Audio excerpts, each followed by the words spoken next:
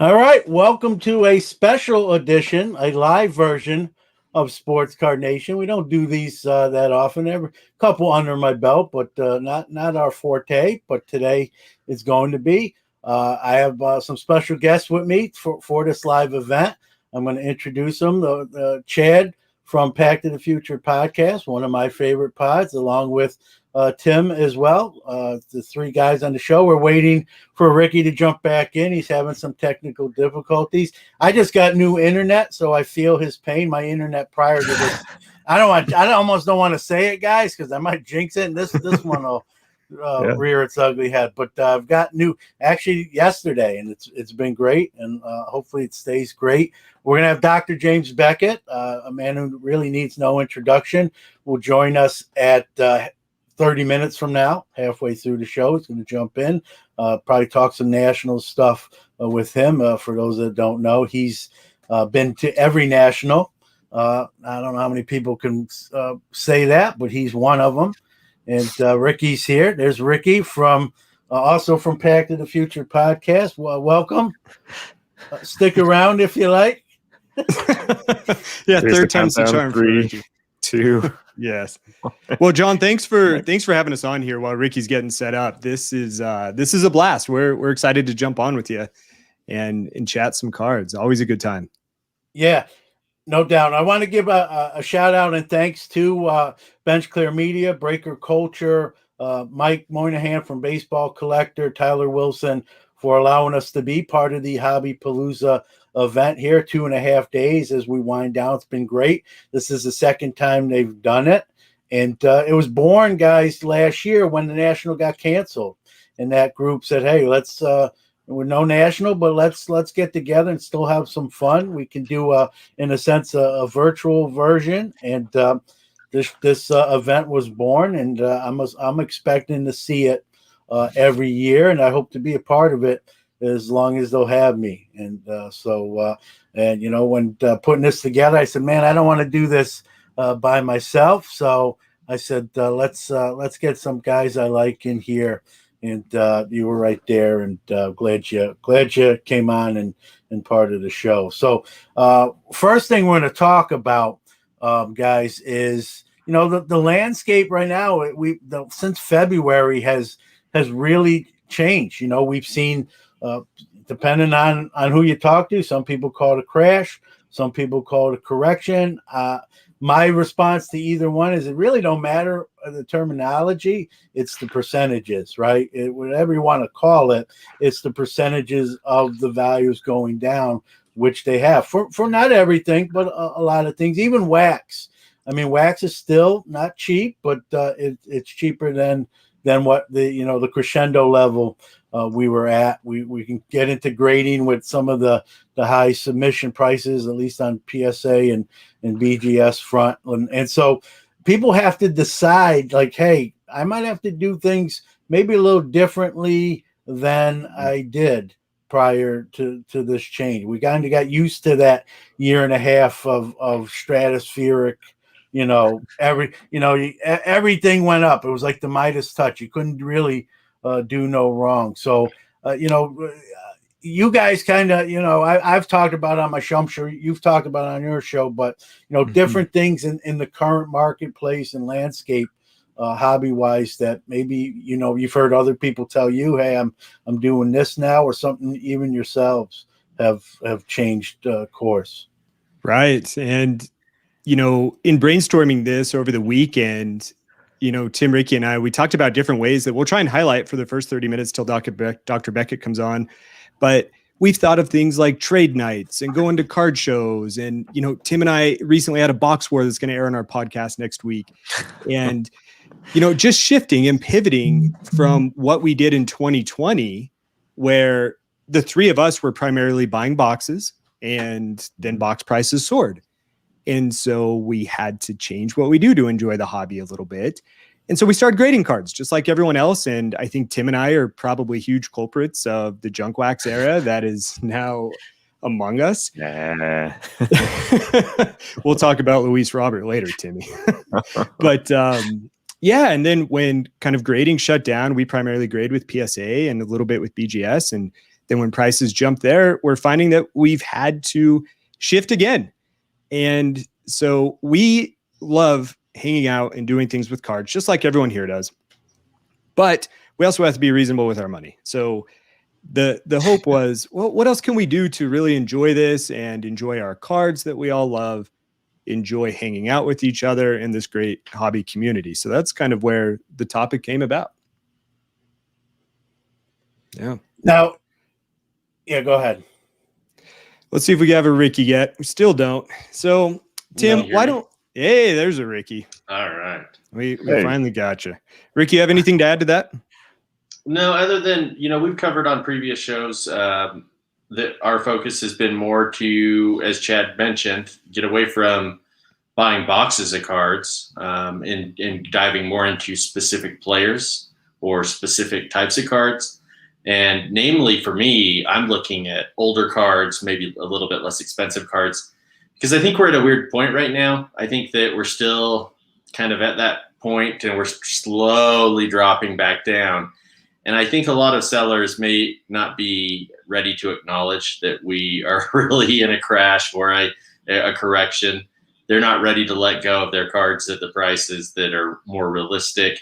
And so in that, while I'm waiting for that period to phase out, I'm going after some of the cheaper cards that I've always wanted.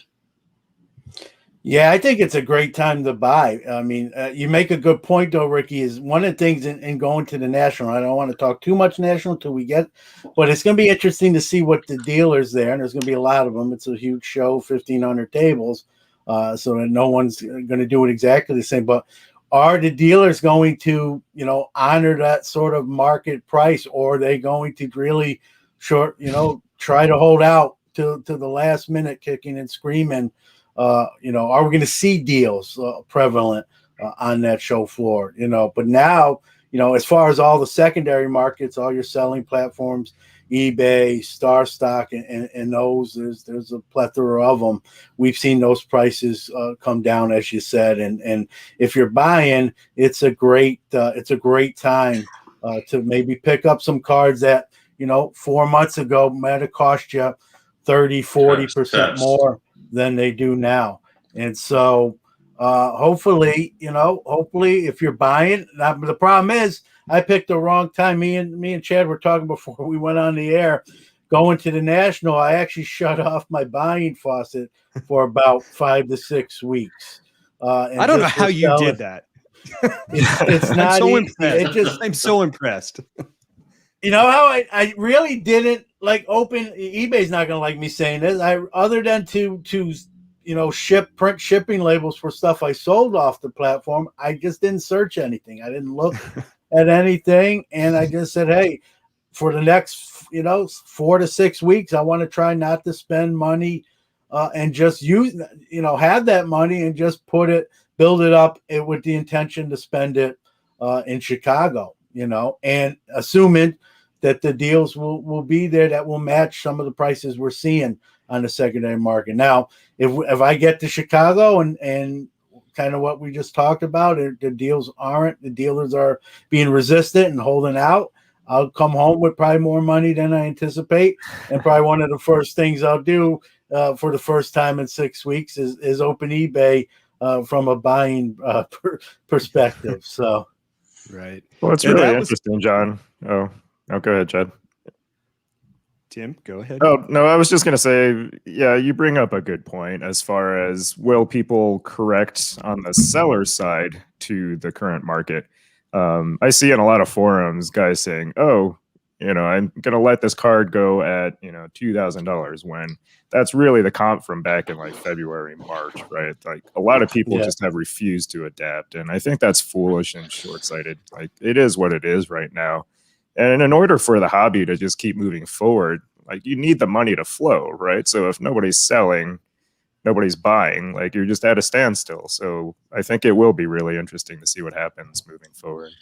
Well, and I'm really going to be really curious to hear back from Chad. But for both you, John, and Chad, I do have a prediction. I don't know about the individual vendors and how they'll respond to current prices, market prices. But I would not go there expecting for any of these vendors to buy cards. I've heard it griping on our local groups that we're in. We've seen it in our very small local shows we've been a part of. Everyone is trying to trade. Everyone's trying to go vendor to vendor to sell. I think that you have an overabundance of sellers, and they all, again, don't want to accept that there are as many sellers as there are at the moment. That's so crazy, though. Like, go ahead, Tim. Yeah, no, I mean, because during market dips, I mean, that's when you buy. Like, you buy the dips. I don't like why is everybody trying to cut losses? I mean, you hang on to guys like Acuna. I mean, they're going to come back up, right? Like, you enjoy the ride on somebody like Ohtani. I mean, there's still ways to enjoy this hobby and find that little, edge, so to speak. So. Yeah. Well, Tim just bought a bunch of Acuna over the last week, and so everyone out there who's invested in him, if you don't know, Tim's jump cursed. Now. Yeah, and so Tim's the reason that he was carted off. What was it yesterday? Yeah. Or whenever you listen to this over the past weekend. So we all have Tim to thank for that. Yeah, Ohtani's next, by the way. So no, no, get rid of my card. Well, Cheevers, the season Ohtani's had so far, like that is a whole season's worth of stats. He can, he might still win MVP. If it wasn't for Vlad Jr., he'd probably win MVP if he didn't play the rest of the year for whatever reason. Let's not wish that into existence and just have it be a hypothetical discussion. But I mean, it is crazy. That's the thing. That's one of the big, for an old guy that's been in the hobby like me a long time. It's the biggest difference in today's hobby than in yesteryear is. A guy goes down with an injury, a guy struggles his first 40 at bats, and everyone just is off the ship and scurrying. And like Tim said, if you still believe in a guy, like I think Luis Robert is still going to be a great player. It's a perfect opportunity to buy him. Now, I could be wrong, and everyone else, or a lot of everyone else, could be potentially right. But that's individual decisions we have to make when these prices fluctuate. I didn't sell any of my Robert stuff, and I have quite a bit of it, because why sell it now? But I'm saying even before the injury, like, why sell it? He's just starting his career. If you believe in what he's going to be, then you might as well wait and put it aside. So, right, and it's interesting. So thinking about players you may want to buy. One thing that I've done over the past week, just in kind of getting back to ways to hobby without the expense, as opposed to me going on eBay every day and buying cards, taking a step back and looked at football. And I said, hey, you know what? And I started doing some research. What players do I think are going to go off this year? Who would I really enjoy watching and love to see? And do more of the research aspect, and then start to browse through cards. And at least it's pumped the brakes for me so that I'm not constantly buying when I'm not wanting to be. And baseball is one of those things. Tim, I'll let us on to. Yeah. That's what I show you guys. But yes, you're spot on with that. But Tim really led a lot of us, Ricky and I, on to Luis Robert last year through that same type of thinking and going about it the same way. So I guess really this last week I've tried to piece together ways just to get me to stop buying stuff before the National, John. Yeah. Yeah. Well, listen, you can take a page out of my book. Just don't do it. It's hard. Don't get me wrong. I'm making it sound like it's like, I'm not a smoker, but it's probably like trying to quit smoking, right? You still crave, and it's just, when are you gonna? Most people who try to quit at some point, at least the first time, something happens and they cross that, they go back to smoking again. So, we'll see. I mean, this is, as fast as the hobby exploded, it's not as fast. I mean, like, Tim said, we're kind of coming down. It's not overnight, but it is coming down. I don't think we're done yet. That's another discussion. People are like, are we at the bottom yet? I don't think we are. I don't want to make politics out of cards, but it's true what's happening in the real world. Not that the cards aren't the real world, but happen on real world macroeconomics affects disposable and discretionary incomes, and then in turn affects sales and the hobby. And, I was in Dallas last month, and one of you guys mentioned, everyone on the non-dealer side of the table had their backpacks or their cases, and we're asking the dealers, you buying, you want to look at any of my stuff I'm selling. And when we were crescendo, and that was a fever pitch, right? Dealers like, yeah, let me see what you got. Let's work something out, right? And what I heard at that show, and that was, like I said, a month ago, was, some dealers were blunt honest. I'm like, hey, I'm not a great show for me. Normally I would, but I'm going to have to probably pass at this time. I don't even want to see something that I really want and know that I'm not going to be able to pull the trigger on it. And, I even heard a few dealers say, listen, I'm not in buying mode. If you want to work maybe a trade, you see something in my cases that's caught your eye, that we can go on that level. So it was a different tone in the room in Dallas a month ago. I think it's progressed further lower as far as prices realized. And so when we get to national, which is now 3 weeks away, where is it going to continue down, and what's going to be the temperature in the room? Are dealers, some dealers are going to bring money to buy, right? I do shows myself, and there's a guy that usually sets up next to me. It's very funny. He doesn't bring any cards. He literally sits at a table with a sign that says I'm buying, and he pays for the table, one table, and people just line up, and he buy some stuff. Not something I would do. I buy, but I also put my cards out there to sell. He just there to strictly to buy. Talk about different ways to hobby, but that's his approach. And so, no, I didn't know Nat Turner went to card shows like that. Or Brian Gray, yeah, exactly. Well, Brian Gray, you'll see him. I mean, that's what he does, and he's good at it. You know what I mean? And a lot of that stuff goes into their products too, as well. So he's not just buying for, let's say, personal gain, but business gain as well, as part of Leaf's releases that are going to be in the future. So, it's going to be interesting. Especially, the national is a beast unto itself. Let's be honest. I call it the Super Bowl of the hobby, and so sometimes, it's going to be interesting to see if what's going on. Will the national differ anything from what's going on outside the room, because it's the national? We'll see. You mentioned trades in Dallas, and I've been very intrigued by trading, not only with dealers, but also trade nights. Just watching content on YouTube. Card Collector 2 just showed his new card shop and his trade night, and that just looked like a blast to me. And talk about cheap ways to hobby and something that would be a ton of fun.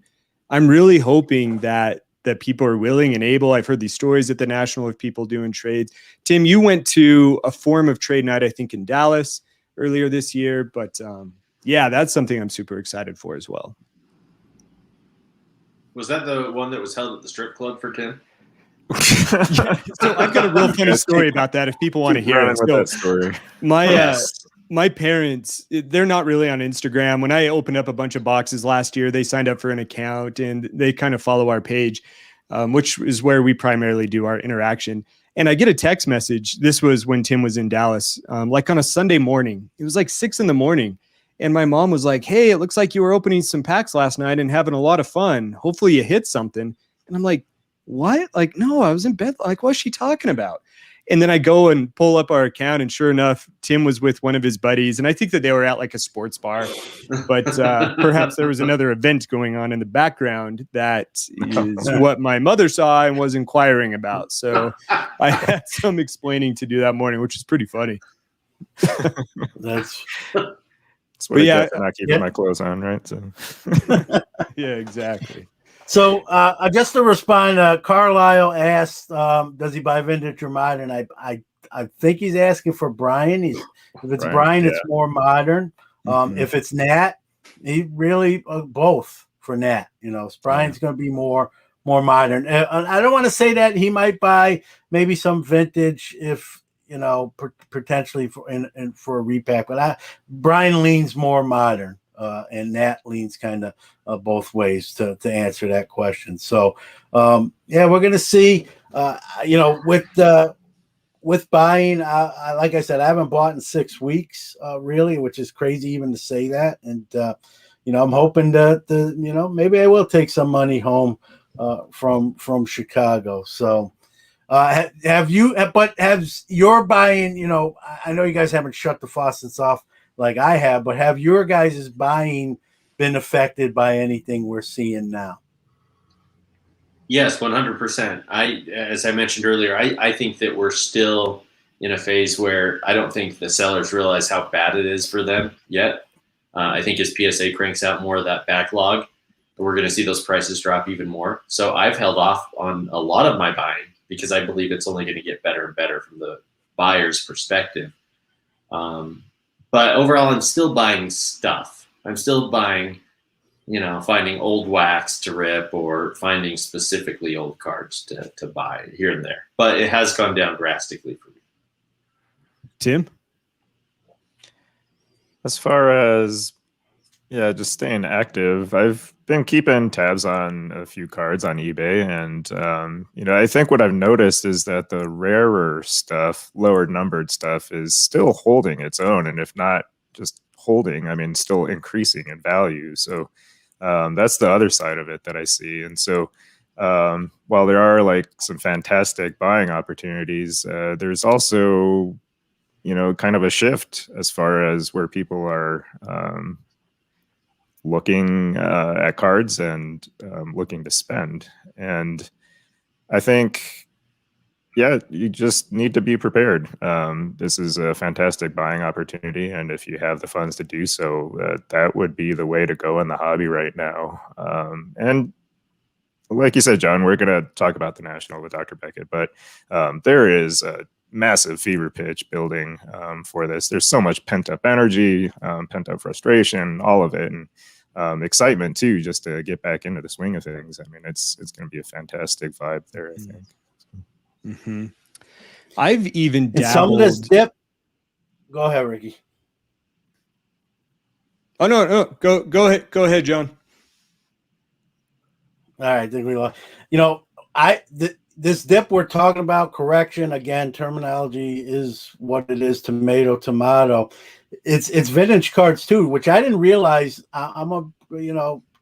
Confess, I didn't realize to the extent until I was on with Mike Moynihan, who's actually part of Bench Clear Media, the Golden Age of Vintage podcast, and I was on his show, and we were talking about what the modern market's doing right now, and he goes, John, I don't know, have you not paid attention? It's not just the modern market; it's vintage too. And he pulled up a graph of his 11, probably some of his best 11 cards, which are very nice graded vintage cards. And he's got it's all charted. He's got, what it was in January, let's say, market value, and then current times. And it's 30, 40, he said it's 30, 40% across the board. You have a few exceptions to the rule, your 51 Bowman Manos, your 48 Leaf Jackies, those cards that sort of are unswayed by current market conditions. But most other vintage, a lot of a good percentage of vintage along right with modern is dipping. And I didn't realize that. I didn't realize, I don't want to say I didn't realize it. I know maybe some of it, but I didn't realize that much and that much of it and that percentage wise. I thought it would be less than that, yet it isn't. And so, like you said, like we've talked about, if you're in buying mode, I guess there's two trains of thought. You might say, hey, we haven't reached the bottom of this boat yet. Maybe I should just wait even a little bit longer. Now it becomes timing. What's your timing? Do I wait, or is now the time to strike? Also, you got to keep in mind what card you might be talking about. With some, as we all know, there's more than other ones where you can wait and still be able to get it, even if this is the bottom. So there's just so much decisions to make in personally, and it's just interesting to see what everyone else will do, and what everyone else does as the collective is kind of what sets the tone for where we are in the hobby. It does. And to echo what Ricky said earlier, it is a good time to buy. I mean, if you're looking for personal collection items with the dip, I've done quite a bit of that. And that's really why I've had a hard time staying away from eBay, even though I'm trying to save up money for the National. It's a great time to buy for your PC. The hard part is that those funds that I had that I'm trying to also grow at the same time, they kind of wax and wane. So it does. It makes it very tricky. It does for sure. So if Tim wants to help Chad out as he heads into National, he will end up without Tim's phone number on his backpack for all to see. That's right. I think I jinxed myself. I talked about the internet. I got new internet provider, and then it dropped for a second. Am I back? You're back. Yeah, you're back. And Ricky and I made a pact that, John, if you drop completely, that Ricky and I are going to drop off, and it's just going to be an hour of Tim. So nobody wants that. So we have that pact in place, and we're ready to pull the plug at a moment's notice. But while John's getting his internet back up, Ricky, you're right. Like, I can't stop from buying things. I did buy a backpack that'll have like an LED digital photo frame on my back to carry around and put Tim's lovely picture and phone number and place of employment on there, and anything else that we want to advertise. Man. I think that'll be a blast. So anyone who ever wanted to know what Tim's phone number was, or his boss's name and number, or Google review, you'll have the opportunity. You'll see it right there on my back. We can just put up the text, call for a free diagnosis. Dr. Tim. No rashes, please. Yeah. No, I got to ask you. This has nothing to do with cards, but being with your profession, have you had anyone, because of the show, like maybe that you don't know so well, let me put it that way, ask you some medical questions, or I got this going on, what should I do? Have you got that yet? I haven't had that. I've had it the other way around, where I'll be in clinic and start talking to patients, and like we both kind of dip our toe in the sports card water, like, and find out that we're both collectors, and then we end up talking a lot about sports cards. I've had patients ask me if they can bring in their card collection to their appointment, like to their actual medical doctor appointment, not to like refill a medication, but just to look over cards for that period of time. So Chad has also signed documents to his patients and then marked it 1 of 1. I can't deny that allegation. That is correct. What was that? A kidney? I had to draw someone and show them how a kidney stone formed, and I was like, "Well, this is good." I signed my name, and then I grabbed it back and signed it 1 of 1. I've had a coworker that, I'm sure through just me telling them about my podcast, got excited and would bring in their cards to have me look at them as well. But no, we haven't really been noticed by anyone in our respective fields. Part of that, though, is, Chad and Tim are pretty specific with who they're seeing, and I am still working from home. So that makes it pretty difficult to be out and being noticed. I have noticed that when we're out at like our local card shows, a couple people will always come up and say hello, which has been an awesome experience for all 3 of us. Yeah. All right. Well, let's he's in the green room. I don't want to make him wait too long. Like I said, it's a gentleman that I don't know if you're in the hobby and you don't know who Dr. Beckett or what he's meant to the hobby, then you got to be really, really, really new. And even then, I don't know where you've been. So, but come see me for a diagnosis of dementia. All right, let's bring him on, Dr. James Beckett. Welcome, nice. Dr. Beckett. Thanks, John. Hello. Thanks, guys. Hey, hello. Back to the future. Yes. So we sort of tried to table as much of the national conversation for you to get here as someone who's been, I'm not mistaken, right? You've been to, you haven't missed one. Haven't missed a single one. I just, the very first one was met with some skepticism and but I was a big supporter right from the beginning, and it's fully blossomed. And I think this next one's going to be the best one ever.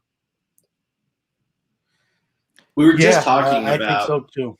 Oh, go ahead, John. Go ahead, Rick. Go ahead. I was just saying we were just talking about how we've noticed it at local local shows, and noticed online that there's a little bit of a different feel in that the vendors are not as open to purchasing from the respective buyers. Do you have any anticipation of how that's going to be? Do you feel like there's going to be any amount of, I don't know, tension regarding everyone trying to sell and struggling to find someone to buy? Or is that not an issue when you get to something as big as the National? It's absolutely an issue, but the issue is not they're not buying. They're not buying what the people want to sell or at the price they want. So, there's a correction in the prices that have gotten up when people are chasing other things. So dealers, they don't want to buy what was hot last month. They want to buy what's going to be hot next month. Sure. They're smart, but collectors want to get full price for their cards. So what I said on Hobby Hotline yesterday, I think Wednesday and Thursday are going to be bonkers. I think anything that's priced reasonably, or that maybe even not even priced reasonably, but really good stuff, really rare stuff, is going to be gone Wednesday and Thursday if it's priced reasonably. If you're still hanging around Friday, Saturday, Sunday with some cards, a dealer needs to be thinking, maybe I'm a little overpriced. Maybe I've got a price from February and today's price is lower if I want to sell it. Or they could just take it back home. And same thing with there may be some people, collectors / investors who are going to wait till Sunday to get a good deal. Very dangerous, because if it's something really good, it's not going to be there on Sunday. Sure. There'll be a lot of stuff there on Sunday. So guys, it's not one blanket rule. The hobby has gotten back to where it used to be, of not everything goes up every month. Some things go up, some things go down, and you've got it. There's no substitute for education. Yeah. I like that point.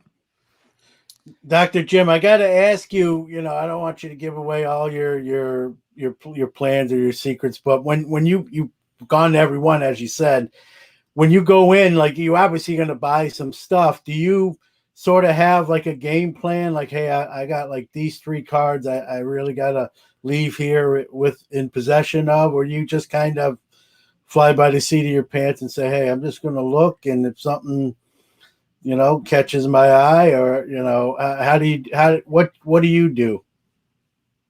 You guys are being so polite. I've listened to your podcast. You guys are being so reserved. I don't know what's up with Chad and Tim. We were just screaming at each other yesterday. All the time. It's nonstop. But for me, I used to be very structured, and I'm giving myself permission to be less structured and go to the show and just see. I have some appointments, but I'm not loaded up like I used to be, and I don't have any specific cards I've got to have. I'm not really there to sell, though. I'm there more to buy, and just to buy interesting things. So if I could make a list, well, that'd be less fun for me. I used to have a list. I don't want to have a list anymore. I want to be retired. I want to walk around and see old friends, and if I see something that's interesting, put it in a stack and make an offer to the person that's. And I'm mainly buying now from people that I've dealt with at previous nationals. The last few nationals, I've had this kind of a free form, go through the dollar boxes and and see friends. So it's good. So no, John, no, I'm not looking for a Leaf Jackie. I am, and I found them. I just I can't afford them. That's it's right behind my left ear. I know. So maybe not a written agenda, but in the back of your mind, what's like the one thing that you in particular love to do at the National? It seems like there's so many different experiences that are out there for people, but in your mind, what's the one can't miss thing for you? Well, there's 3 things I'm going to do. A successful national will be 3 things. One is that I'll have some interesting, shorter conversations with people that I don't know as well, that I'll enjoy meeting and just hearing from them. And then there's kind of another category of old friends that I'll spend a little more time with, maybe people I have on my podcast as I bring my portable microphone kind of stuff. And third, I'm just going to buy some cards. I had decades where I couldn't really buy cards. We had a conflict of interest policy. So it was look, don't touch, you could. And so now I can, if I feel like buying something, I can, and nobody's going to, oh, he's buying that. No, I'm just having fun. So those are the three things: buying some cards, new friends, and old friends.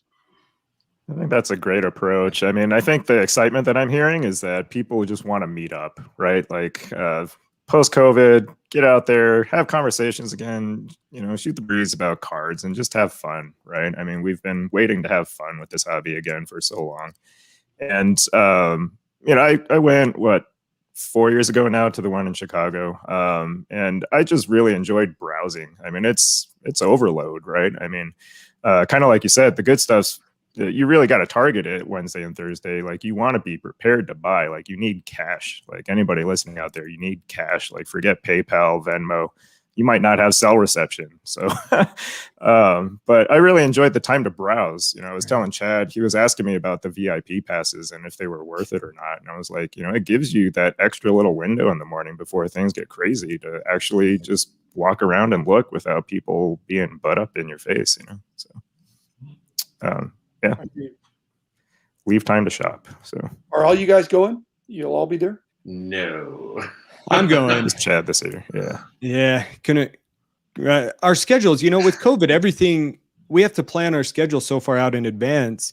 And we initially all had the time off, and then it came a critical point when it wasn't a full go for the national, and we had to make some decisions. And so next year we'll hopefully all be there, but this year I'll be there. But the good news is Tim and I know Chad's room number, and we're going to, one day before the national begins, one lucky listener is going to get to spend the night and have a sleepover with their favorite co-host, their podcast co-host. Yeah, your bed's still free, right? Like the extra bed in your room? Oh, I tell you guys way too much information. There's giveaways, and then there's giveaways. Yeah. My over-under for you guys for the first joke was 2 minutes. You guys went longer than 2 minutes without the joke. Well, hey, you set us up. Like we were trying to be our best behavior, and you kind of teed it up there for us. So we figured we had to set the expectation. Over-unders and I are not friends right now. So. But we are living through Chad on this first experience, and hopefully Tim, Chad, and I will go together next year. We had a big discussion on what things Chad can be doing, ideas for Chad. If you find Chad, he will have personally autographed headshots of Tim for sale or for free. For free. Because one's to chase in that set. So. We're super excited to hear about all of Chad's experiences, and super bummed out that we can't be there. And it's to meet up with these people that we've met through podcasting and cards, just as you mentioned, Dr. Beckett. And that part is going to be a blast. And really, that's the main agenda item that I have. And then the cards will obviously be there too. What about coming to Dallas for one of the big shows here? Tim did that previously. Tim booked a trip and then didn't tell Chad or I until I think 24 hours before he took off. And I think that's when Tim did a trade night at a strip club. As we were talking about earlier. But, these shows, I've had a blast getting back into them because prior, we kind of got back in the hobby 2016 timeframe, and we weren't going to shows then. We all went as kids and we all loved them. And then getting back into them this year over the last, 5 months or so has been a blast. I'm texting these guys a couple times a week about different shows. We don't get a lot of them out here out west. We're out in Utah.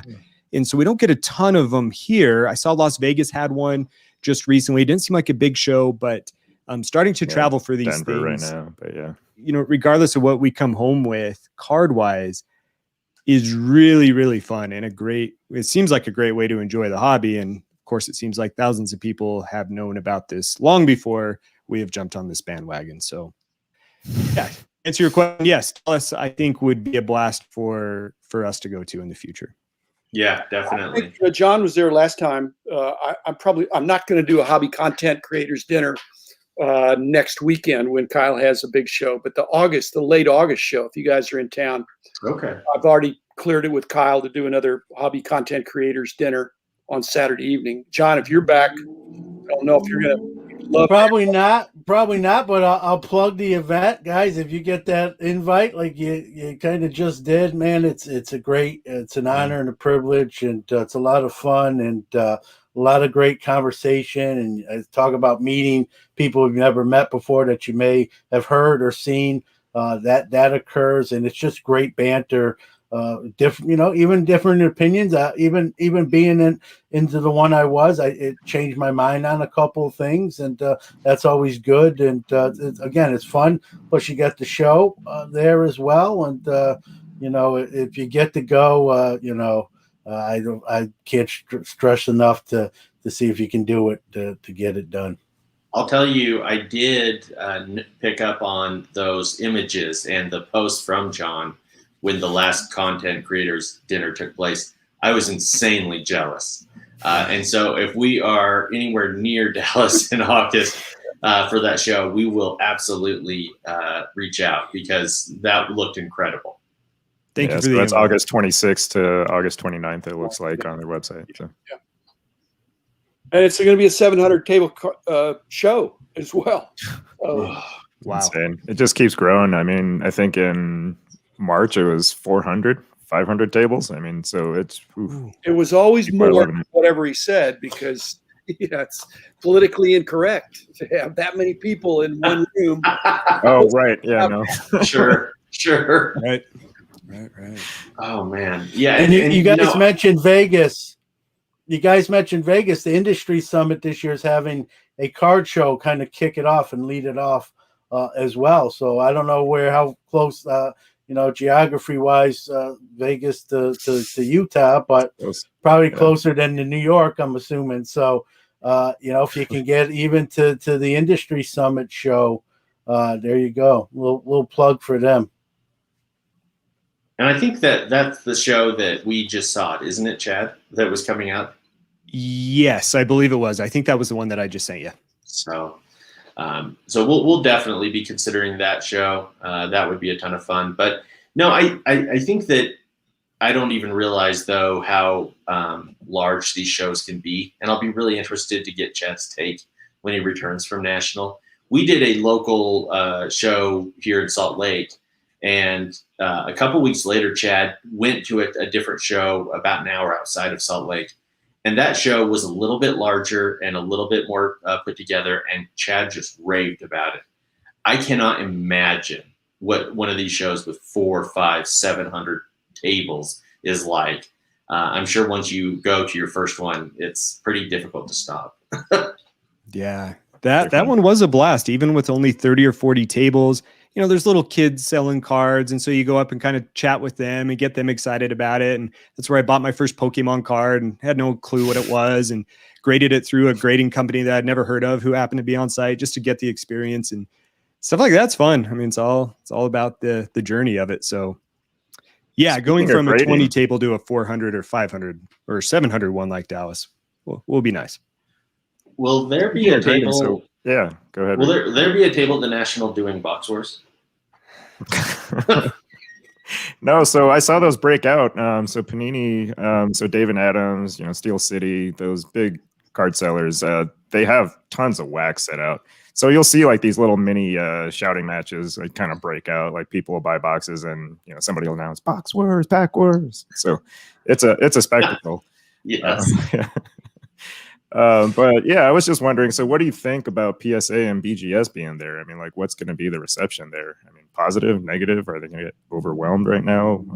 You said positive, yes. Negative, yes. Overwhelmed, yes. I think it's all the above. I mean, people, if there's no line for PSA, because if you stand in line, that means you're paying $300 a card or something like that. They're going to be disappointed, but there'll be people who are frustrated if there's a line at PSA or BGS, but it's a free world. So they have a PR nightmare right now, all of them, all trading companies, because it's just crazy. They can't keep up with demand. and even raising the prices is not quelled the demand enough, I guess. And they get this huge backlog, and they're going to be plugging away at the National, all of them, and there'll be people upset. There'll be people upset. Have you They seen made a the lot of- warehouse where they Here's hold a all these question. backlogged cards? For Dr. Beckett, I apologize. I've seen the BGS. Is it as scary as we all imagine? The scariest thing is I have a few cards in there, and they I have no idea where they are in there. They're definitely not getting special treatment. Oh. Too bad. It's mind-boggling. Yeah, I can imagine. Here's a question for Dr. Beckett. John Keating asked you, Dr. Jim, the last set you completed.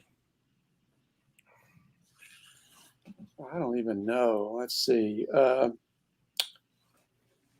don't know. I'm not sure. I mean, again, They put you on the spot. We're talking more than 40 years. I mean, I basically quit collecting sets in the 70s, early 80s. And so what was the toughest set in the 60s, maybe 67s? You know, some of those high numbers. Brooks Robinson was a tough card. In the 50s, I don't know, 52, probably. I got a complete set of 52s, but that was not simple. It was a lot cheaper about 40 plus years ago, but maybe 52 tops. Yeah.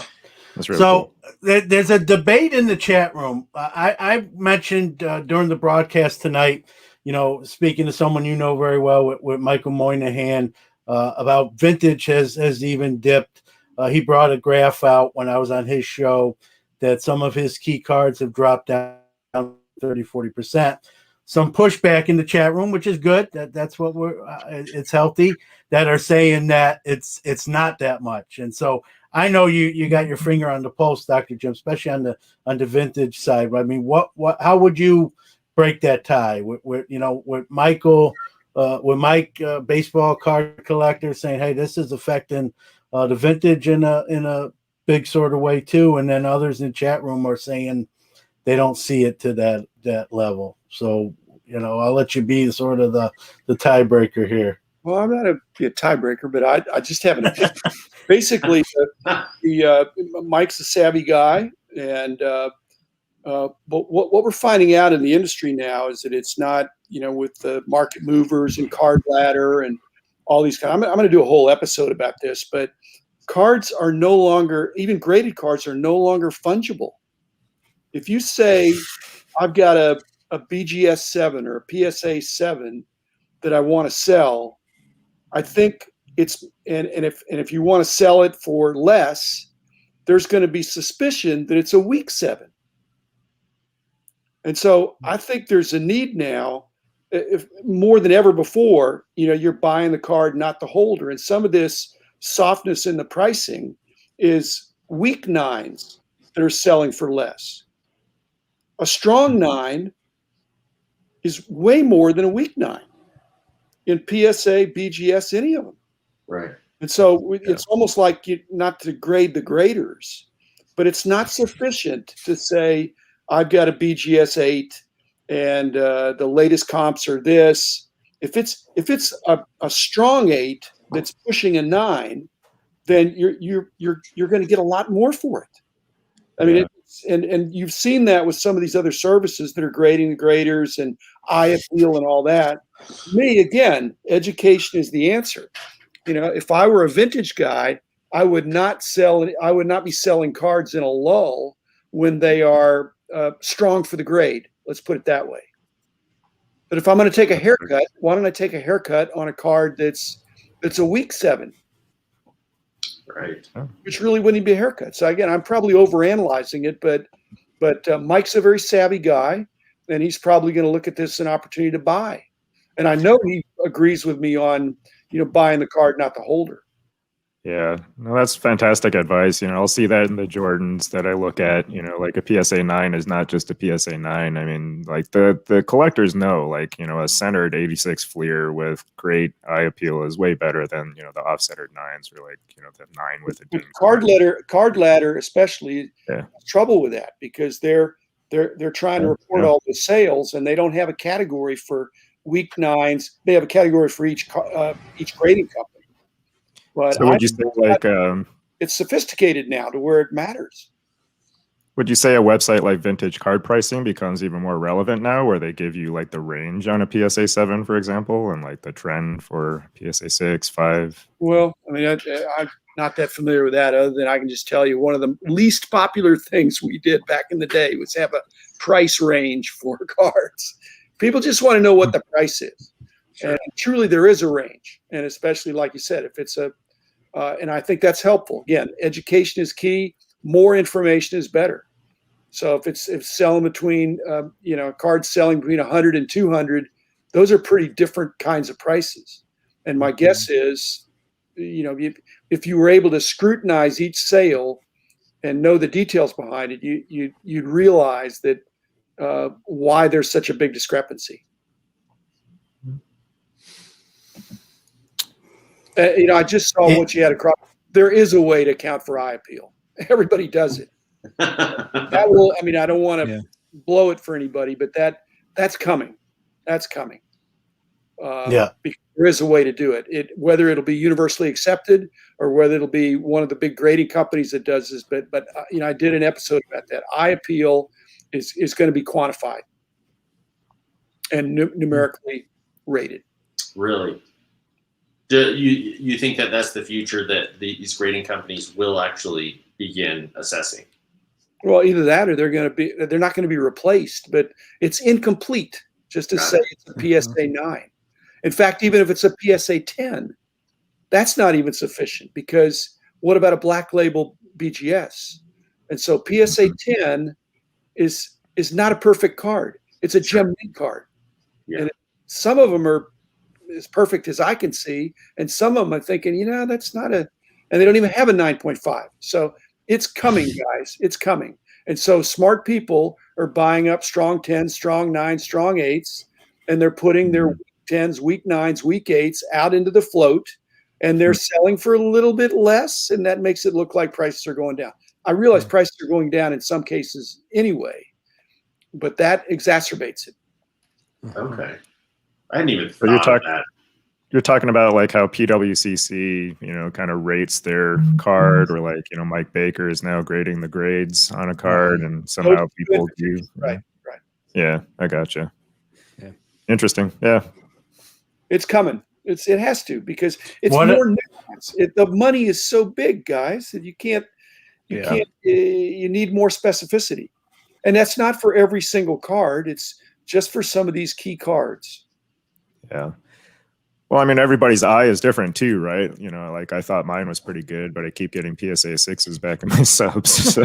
Well, to be fair, Chad, Tim gets a lot of strong PSA 6s, but he gets a lot of weak PSA 10s. Yeah. I'm setting the high comps on the PSA 6s. So his 5s and 6s, though, are strong. Yeah, Mark Horrell makes a great point here, too. This is actually talking about Dr. Jim's content dinner. This came up during the analytics portion about how things are hard to track because a lot of these private sales too as well. So, I mean, you can't, what are you going to do, right? So you can't be everywhere at the same time. But are we going when you say, is Becca going to have like a 5th subgrade, Dr. Jim, the 4 they have, and then whatever they want to coin it, like eye appeal, I mean, how does a grading company? You don't need a 5th thing, John. I mean, basically what people are doing, they're put a premium on centering. Centering is the only one you can't really tell. Yeah. That you can tell from a distance. If there's some surface slight, it's a 9 surface or an 8.5 surface, I dare you to figure out what the problem is, unless you get a microscope out. Mm-hmm. Now, if it's a 7 corners, even that, it means that there's a soft corner. edges. You got to turn the card on the side to figure out it's got an edge problem, unless it's so it really, the fifth grade, it's the preeminent grade to me is centering, because it's the one thing you can tell from a distance. And some people say, I don't want an off-centered card. And 70-30 is not okay. And that's my biggest fear when I get back these PSA 10s. I was kind of a convert from BGS to PSA during the last year. And that's my biggest fear switching over is I really have no idea how strong of a 10 this is for what you indicated as far as the eye appeal. I worry. We've gotten back cards, Chad and I, multiple cards where one's graded higher than the other, and we would take the lower graded card. It looks more centered. It looks better overall. Yeah. Well, there's even known wiggle room, right, on centering that you can still submit and perhaps expect to get a 10 on centering, even though there's no subgrades on the slab. And that seems silly, just as you're talking. Like intuitively, where's the arbitrary cutoff that says, yeah, this is still going to be a 10? I think your point is an excellent one. I really do.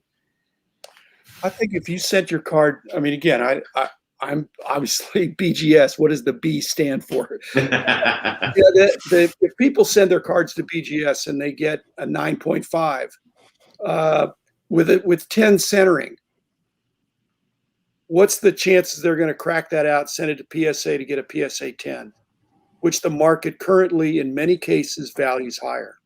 Yeah. A 10 centering, and everything else a 9.5 or maybe a 9 on edges or something like that. There's a good chance that could be a PSA 10. Oh yeah. Now, if you get a PSA 10, you're not going to crack that out to get unless you think you're going to get a black label or a BGS 10, and that's pretty dicey. No, that was a big part of the talk right during COVID is, hey, crack out those 9.5s with the strong centering, and go get your PSA 10. So if you're going to sell it, right? Because on the market it may have been turning for a better amount. To me, it seems silly. Who knows what the future will hold? That's what it is right now. Yeah. Who knows what it'll be in the future? But see, they're not. If it's a 9.5 that has 9 centering, they're gonna that might get put in the pile to be for sale, and they might accept a lower offer for that because there's no chance of or perceived as a greatly reduced chance to cross over. Yeah, no doubt. It definitely was a cheap move, right? Like to avoid maybe the more scrutinized BGS system. It's not cheating. It's just it's gamifying. It's fair. There's no crimes being committed. Correct. Meaning I think that when I come to the word cheating, I'm thinking of when we submit it to PSA under that theory, you understand that it's no better of a card. It's just simply you're getting a better sticker label on it, right? And maybe to the true collector, BGS 9.5 is the better one to hold on to. Is all I'm saying. So it is what it is. Yeah, it is what it is. That's my line. That's also a lot of New York. Comes from New York line. That is my line too. But hey, guys, we're up against the clock. We gotta sign off here in like 2 minutes, real quick. Actually, 1 minute. Pack to the Future. Somebody give out your credentials. Go ahead, Chad. Yeah. You can find us on Instagram at Pack to the Future Podcast. That's where we're most active. You can go to our website as well at packtothefuturepodcast.podbean.com. We're always trying to get user interaction in. So feel free to give us a listen and interact with us as well. Yep. Dr. Jim, Sports Card Insights on all and every major podcast platform and everything in between every day with that show, 10, 15 minutes. Great stories from yesteryear and current in the hobby. It's a must listen for me, and it should be for you as well. Once again, I want to thank Tyler Wilson, Mike Moynihan, Bench Clear Media, Breaker Culture for letting us be part of Hobbypalooza. And on that note, we're going to kick it off to Breaker Culture. They're the next show up with Tyler Wilson. So head that way, folks. Thanks for joining us tonight, and Thanks, the everyone. great banter in the chat room as well. Take care.